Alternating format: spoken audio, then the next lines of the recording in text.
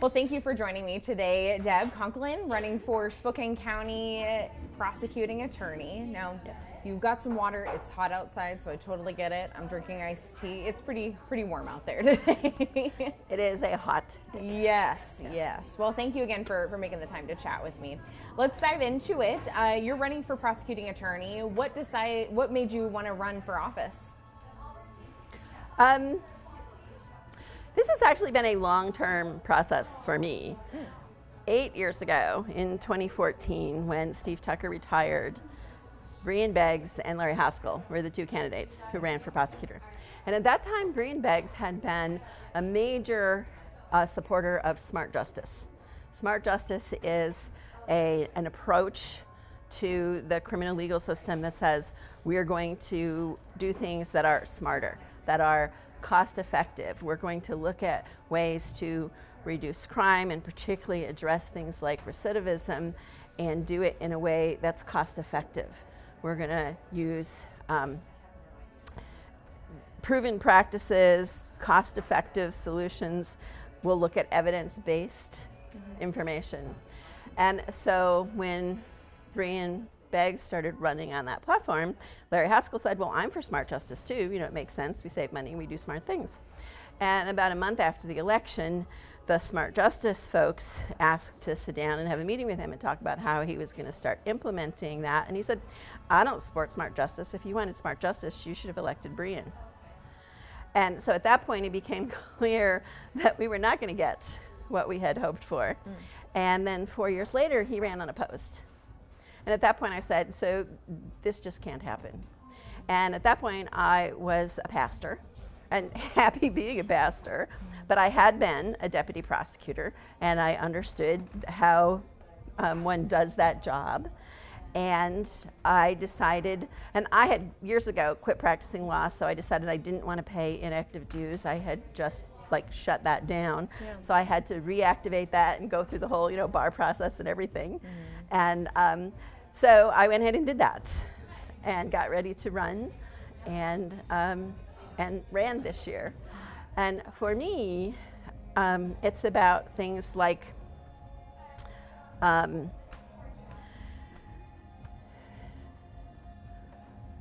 we want to reduce repeat offenders.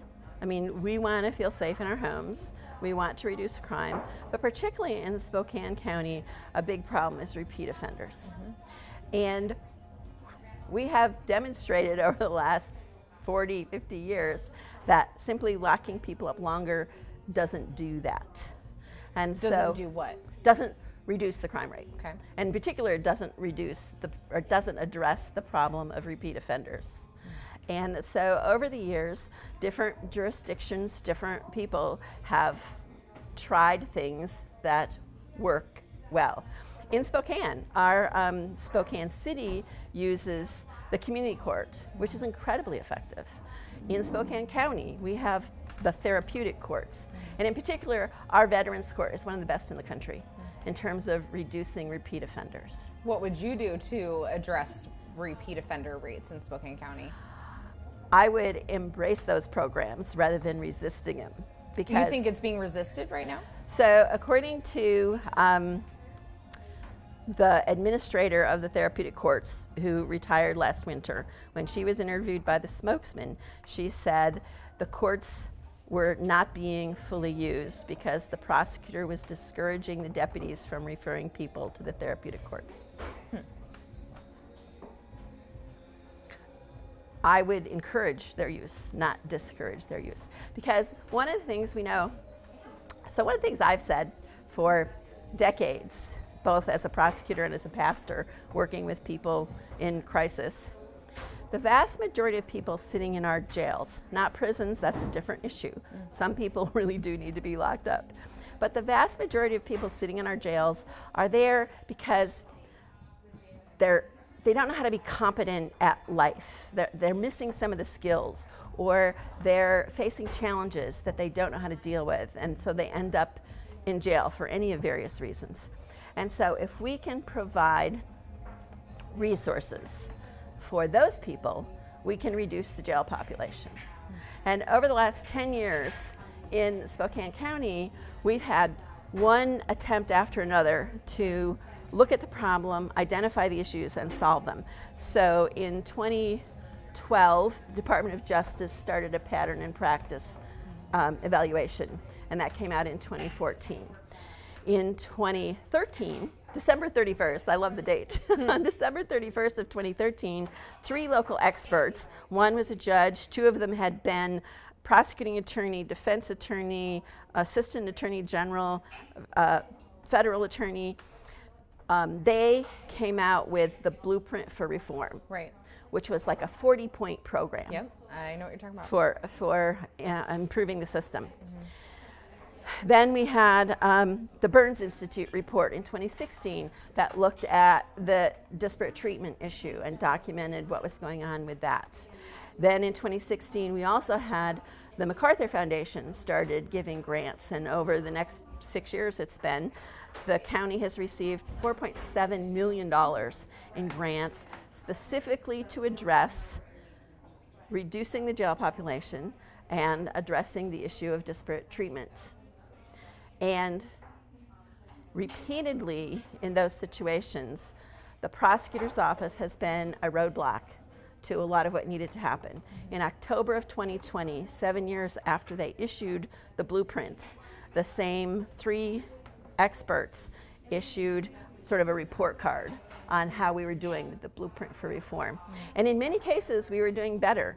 Law enforcement was doing better. But over and over again, where something wasn't getting done, the prosecutor's office was the stumbling block. Because this prosecutor's office has a philosophy that says the way to reduce crime is to lock people up longer. And yet we know nationally it doesn't work. It's a very expensive program that doesn't work.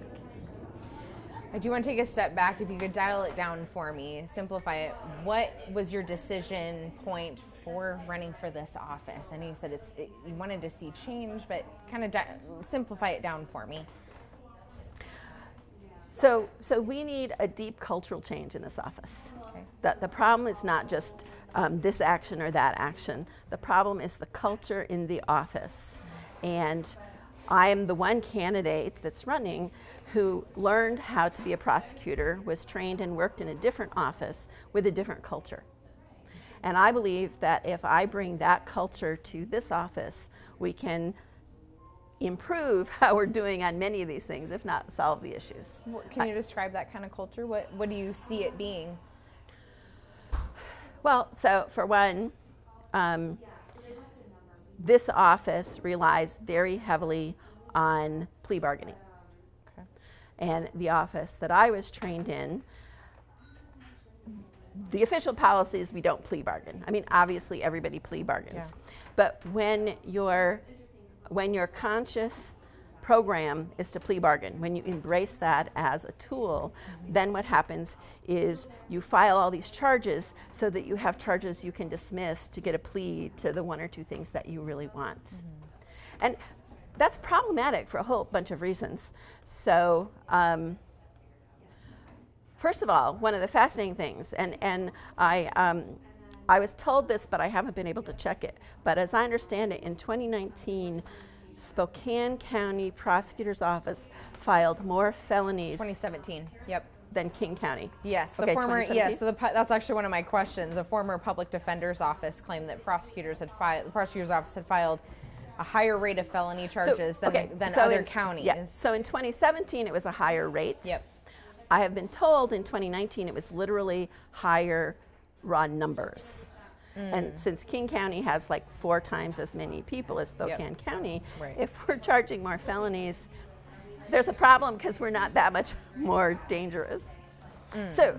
But when plea bargaining is your primary tool, you have to file a lot of charges so that you can dismiss a lot of them. The problem I have with that is in my office, the way I was trained, you don't file any charge that you're not prepared to go to trial on. That means you don't file a bunch of charges that you have probable cause for. Before you actually charge, you have proof beyond a reasonable doubt. And And when you charge on probable cause, you're setting yourself up so you have to dismiss charges.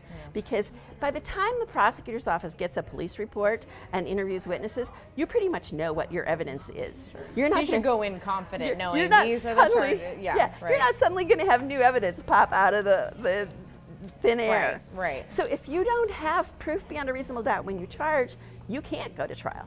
You can't go to trial. So Deb, you are one of 3 women running for prosecuting attorney, and you are running against Larry Haskell, who, as you mentioned, has run unopposed since the first time he ran for this office. Well, so he ran unopposed once. Right, once against Brian Beggs and won. Yeah. So can you tell me, does any of this tie into your desire to run for county prosecutor? So what I've been talking about is absolutely why I decided to run. But does that, being a woman, the first woman in Spokane County, does that? I was not aware of that. That became an issue after Stephanie Olson filed. And she said, I'm the first woman to, well, she says she's the first woman to file. That's sort of a technicality. She's the first woman to declare her candidacy. So she declared in February. And I thought it was interesting, but it wasn't, it did not enter into my decision. Okay. It had nothing to do with, oh, I could be a female prosecutor in Spokane County. And Washington State, we did a look back. Currently, Washington State only has 4 women serving as county prosecutors. I mean, what do you think about that? Oop, and I'm knocking it. I think that prosecuting attorneys have the same glass ceiling that virtually every other profession has. You know, when I first entered law, I was like the second wave of women in law. There was one generation, you know, one 10-year period of lawyers, but I was sort of the second wave of women lawyers. And so it was still hard when I applied for the job in Clallam County and got hired. David Bruno, my boss, said to me after I started working, he said, you know, I didn't believe that women would be discriminated against until your hiring process. And he said, when I looked at the applications and when I looked at the credentials of the applicants, the women who applied were like stunningly qualified and the men were not even close. And it just became clear because a lot of the applicants were from, you know, Seattle, Everett area. He said it just became clear that the major law firms were discriminating against women. And he said that convinced me. So part of the campaign, it's come up in the past year, Larry Haskell's wife it came out that his wife had made racist comments. So I'd like to hear your thoughts. Do you think Larry Haskell's wife's racist comments have compromised the prosecutor's office? So as a citizen watching and reading the news, it concerns me. And certainly Sean Vestal made the point in one of his columns that although Larry Haskell was saying, I don't share my wife's views and I'm not racist, the numbers still showed disparate treatment of people of color, particularly here, Black and Indigenous people are the two racial ethnic groups that are overrepresented in the criminal system. So even though Prosecutor Haskell claims that his office is not engaging in any sort of bias, the numbers suggest otherwise. So that piece of information, I think, concerns most of us. The other pieces, because I'm not in the office myself, I don't have the personal experience that Stephanie Olson and Stephanie Collins talk about.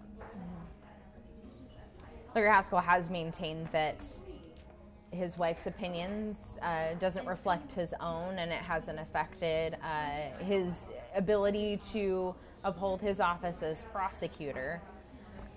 And your opponents have, I've spoke with Stephanie Olson, and she said this information about his wife is one of the factors that made her want to run for office. I guess I'd like to maybe hear from you. I mean, was it a factor for you as well? No, because I had been working on this long before that information came out. The bigger factor for me is the fact that our criminal legal system has been producing disparate results. So as far back as the Department of Justice pattern and practice examination, we knew that there was disparate treatment for people of color.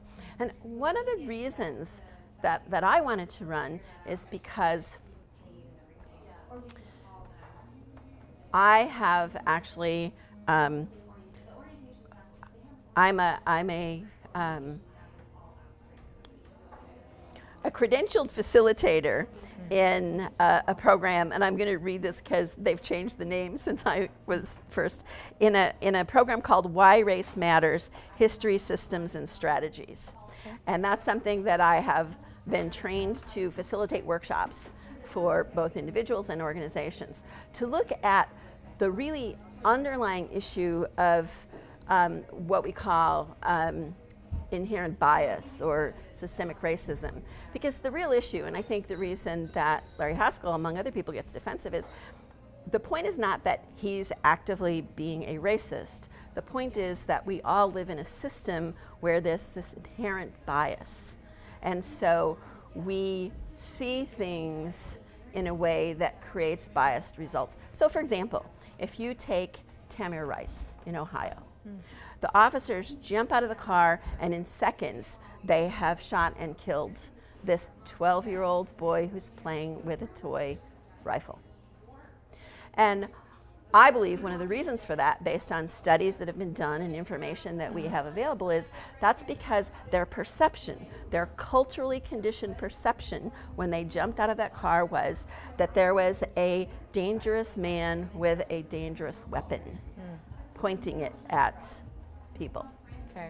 Because we've had studies that show that all of us, including people of color, when we see a black male, we see someone who is larger, older, and more dangerous than they objectively are. So I truly believe when the officers jumped out of that car, they saw a large black man brandishing a rifle. So you said you do see disparity in how, in prosecuting people of color. How do you suppose that can be improved if you're elected? So partly, I think we need to do this training. We need to have everybody in the office, and if possible, all of our law enforcement take the training in, why race matters and do some self-examination. So one of the things that was disappointing to me in the League of Women Voters Forum a couple weeks ago, one of the questions was, would you explain what you understand inherent bias means and how you would address it? And I was the only candidate for this office that even tried to define it or explain it.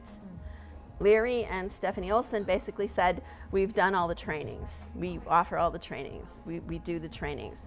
They talked about checking your bias as if somehow we know how to do that. We somehow can be objective and check our bias. And Stephanie Collins went someplace else with it, but not one of them actually said, this is what it means and this is how we address it.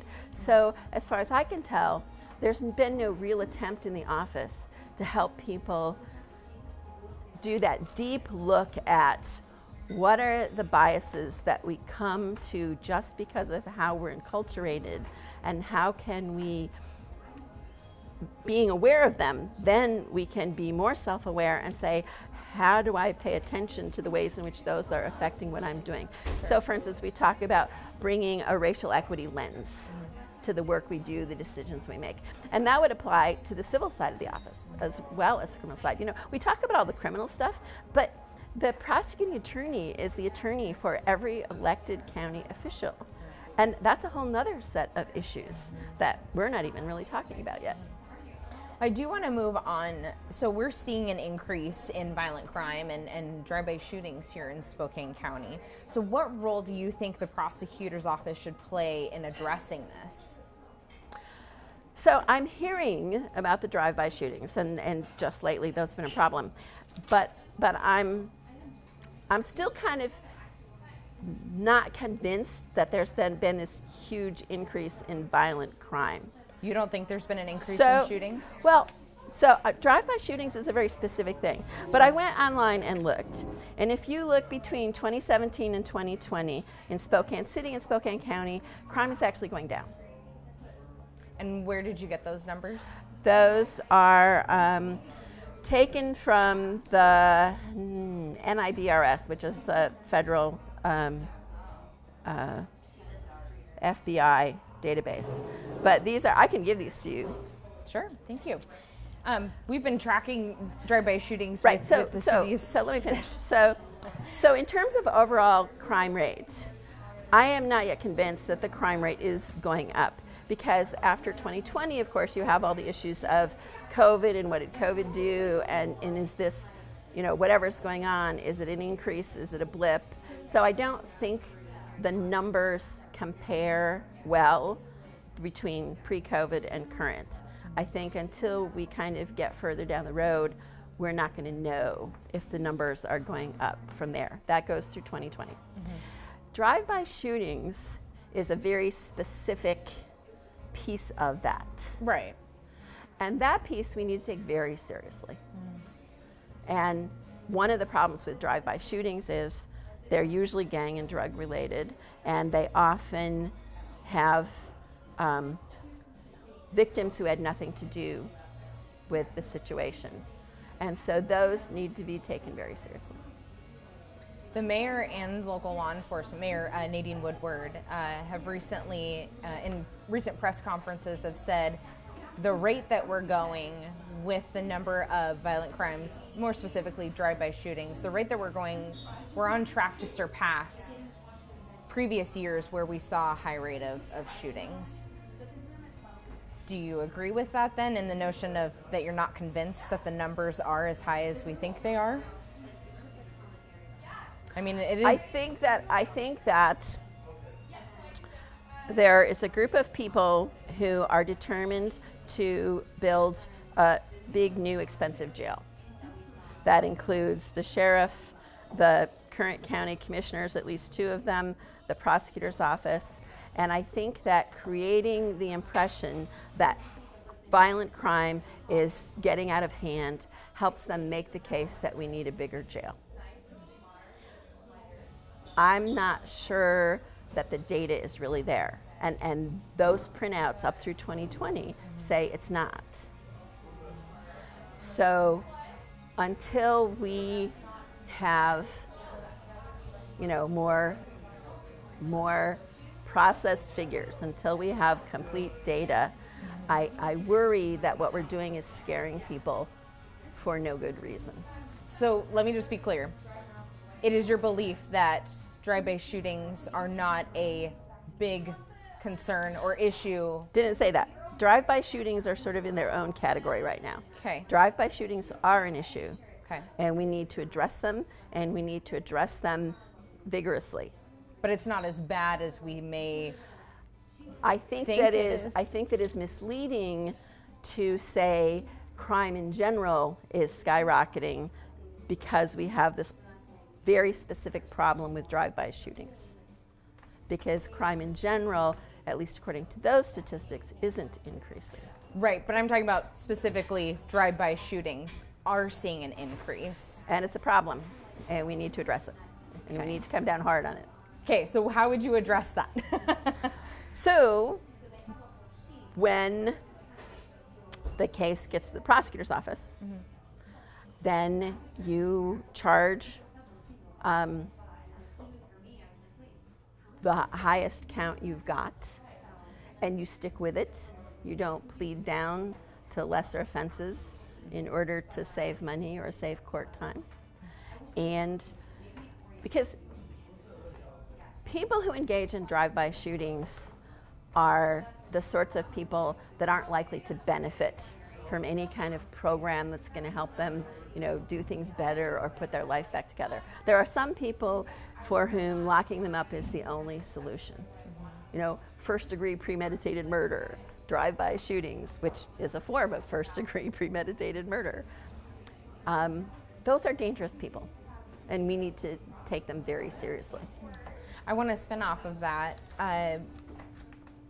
With the violent crimes that we have been seeing, it seems like in the recent instances, police have been arresting suspects in these crimes who are repeat offenders, and there seems to be kind of a revolving door. I mean, I think every week I see from our press releases that, you know, we've arrested this individual who was involved in a drive-by shooting or a violent crime. He's also a 15-time felony conviction. So I guess, should we be dealing with repeat offenders differently? Yes.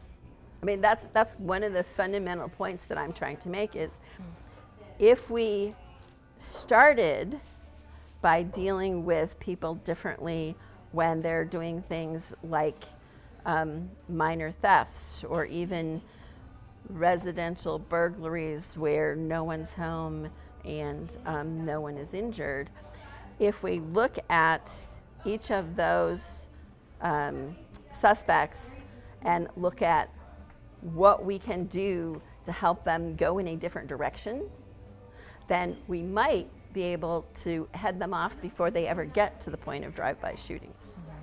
So when we say that people who have been found to be guilty of the drive-by shootings have this long record, they didn't start out with drive-by shootings. They started out with these other offenses. So let's cut them off before they get to the drive-by shootings. That's a good point.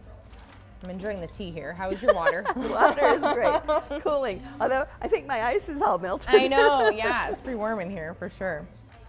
So let's move on to, in the discussion of drive-by shootings, I guess, what is your stance on gun rights?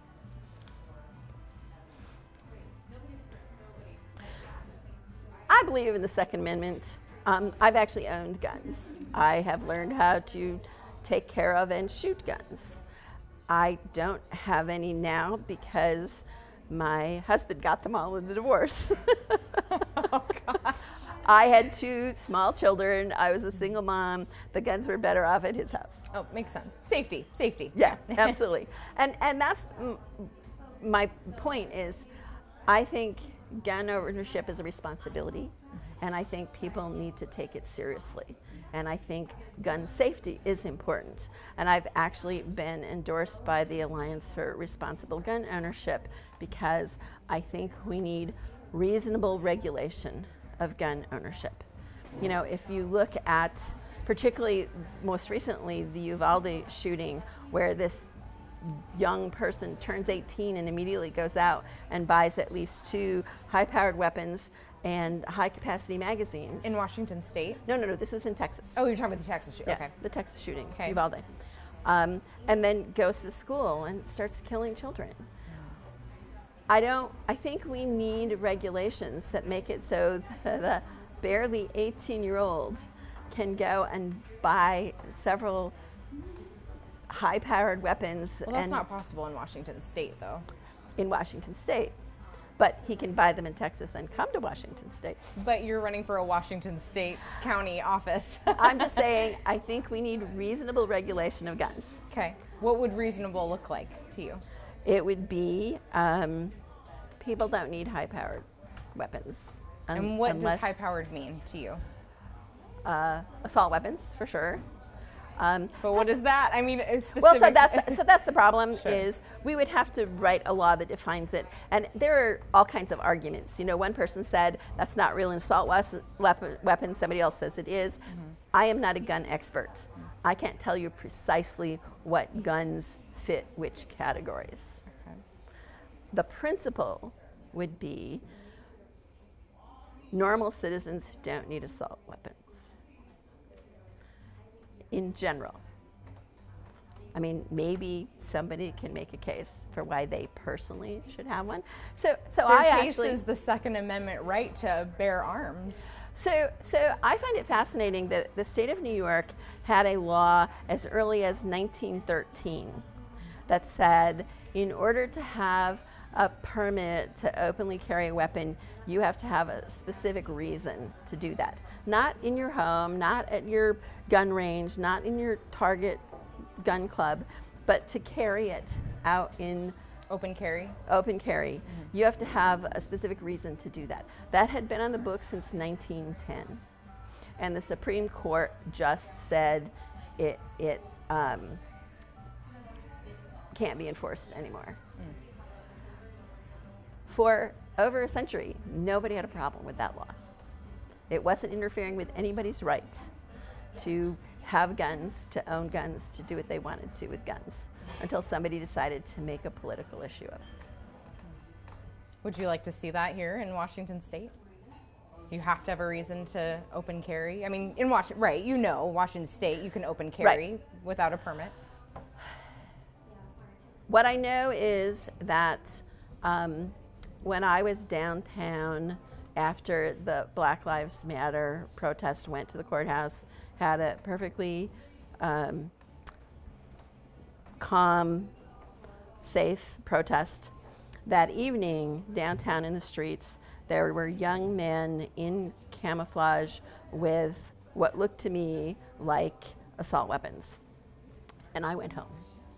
I don't feel safe on a street with people that have no official authority walking around with what looks to me like a assault weapon slung over their back.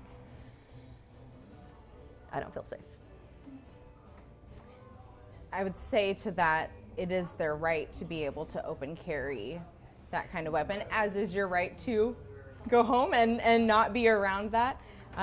They didn't break any laws by walking around I with didn't weapons. say they broke laws. Yeah. But would you want to see, I mean, to answer my question, would you want to see open carry laws I would removed? like to see reasonable regulation that says it's not okay for young men to walk around downtown in the evening with assault weapons. Yes. I think that's a reasonable regulation. I don't know if that's going to go well with our conservative gun owners in Spokane County. What would you say to them?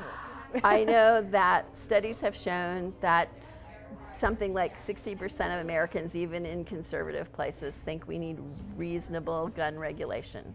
We don't need to eliminate gun ownership, but we need to do something to deal with the proliferation of weapons that can kill a lot of people quickly. So we'll move on here. From your experience, or in your opinion, do you think right now the prosecutor's office has a healthy work environment? I cannot address that. I have not worked in the office. Okay. And so, you know, both of the Stephanies can talk about that, but that's not anything I have personal experience of. Is there any changes that you would want to see to foster a healthy work environment if you were elected?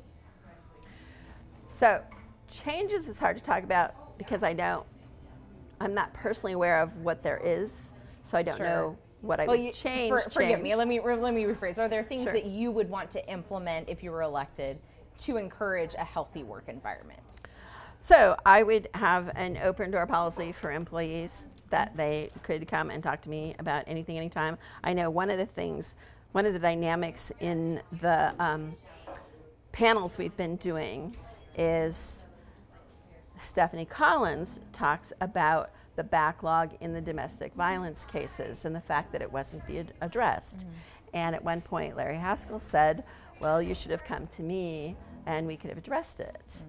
And Stephanie Collins' response was, I went to my supervisors. I went up the chain of command. Mm-hmm. I did what I was supposed to do. Mm-hmm. So, I mean, what I would say as the prosecuting attorney is, I would want, in that situation, for the person to know that they could come to me and we could have a very frank conversation and we would talk about how to solve that problem. So open door policy. So an open door policy. I would, one of the first things I would do if elected is sit down with every prosecutor in the office and figure out what their gifts are and what positions they would really like to have.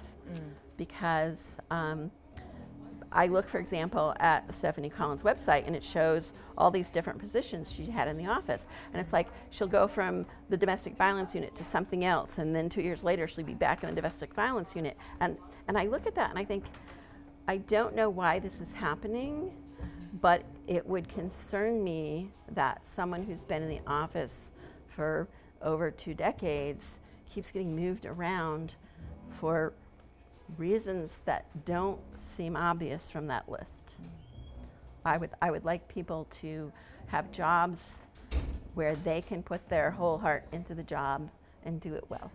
I think that's something that you share with your opponents. I previously spoke with Stephanie Olson, and that was something that she had mentioned. Is I'd want to put people where they're passionate about, right? You'll generate better work. Yes, right? Absolutely. If you let people do the job they're passionate about, they will put their heart in the work and they will do better.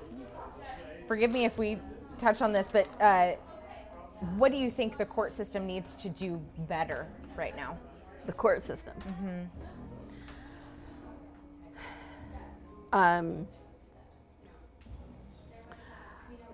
So the system, I mean, the court system is kind of a complex thing.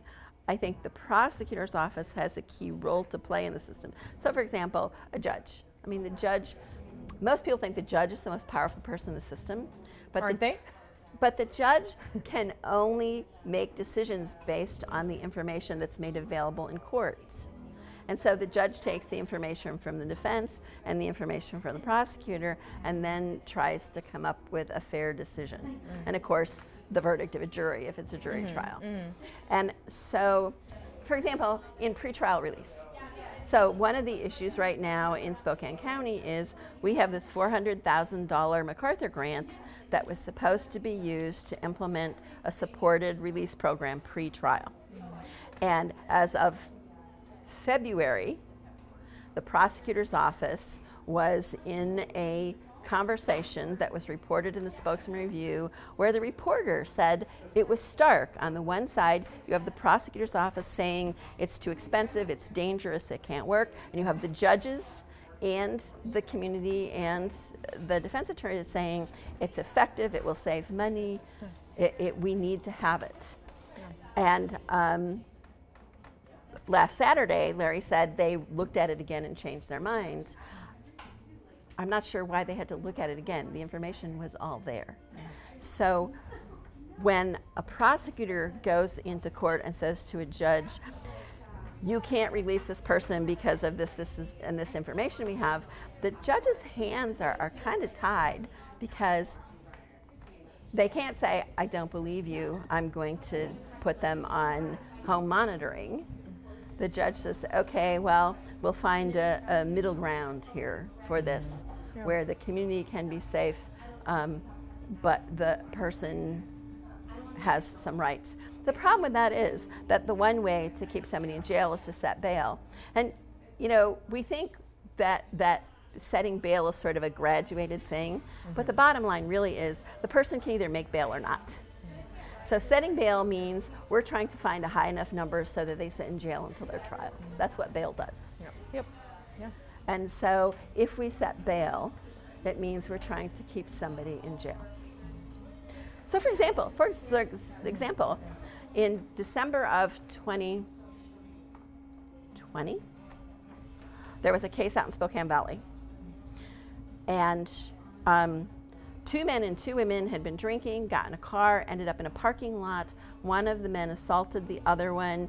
He was beat up so bad he ended up in the hospital. He died. A couple days later, the sheriff's office, the detectives, arrived at the house of this business owner in Spokane Valley. And based on one of the witnesses, days after the fact, saying, I looked on social media and found this picture that looks like the person who did it, they arrested this man, even though there was not a mark on his hands, which is almost impossible if he had engaged in that level of a beating. They hauled him away in front of his wife and 3 young children, locked him up. He spent 2 weeks in jail until he could make bail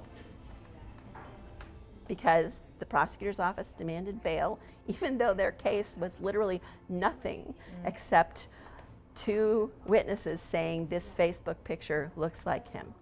Sounds like it goes back to your point of you need to be confident in taking the charges that could go to trial, right? And He finally got out because he was able to put together bail. I don't know if he had to pay a bail bonds, which meant it cost him money he'll never get back, or whether he mortgaged his business, but he was able to get out. It took the prosecutor's office a full month to dismiss those charges, even though they had nothing. Well, Deb, I do want to move on to some viewer questions as we wrap up here that came in. If elected, how will you hold police accountable for use of deadly force? Under current law, we now have a standard that, at least in theory, makes it possible to prosecute police officers. You know, 2 years ago, the standard was such that a police officer could say, I feared for my life, and that's a complete defense. Yep. But Washington has changed the law twice to attempt to get someplace. So we now have a law that lets us charge police officers who misuse deadly force. A better system, just to be perfectly honest, is one that we're looking at in Washington and haven't implemented yet, where we actually have a state office that both investigates and prosecutes law enforcement officers, because that way you take it out of the local setting. I mean, right now we say, well, a different organization is going to investigate. Right, but the different agency, the reality is the state patrol, the sheriff's department, the police departments, they work closely together. And that's a good thing. Like, it's good that they can do joint task force effectively. But when you have to investigate one of them, it's not clear you really get an objective investigation if you have the state patrol investigating their local sheriff department or police department. So having a state level office do those investigations and file those charges gives us the objectivity that we need to really do that fairly.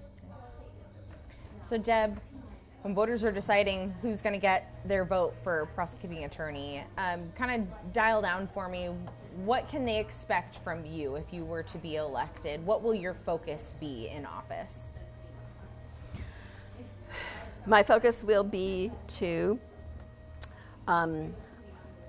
bring a sense of justice to the system so that when people get charged, we know that there's really the evidence there for the case, and that the prosecutor's office is prepared to go to trial on that if we need to. We don't have dozens of charges getting filed so that they're available to throw away in a plea bargain. We will have an office where people want to come to work. We've had a lot of people leaving the office over the last 2 years. So we'll have an office where people want to come to work and feel good about what they do.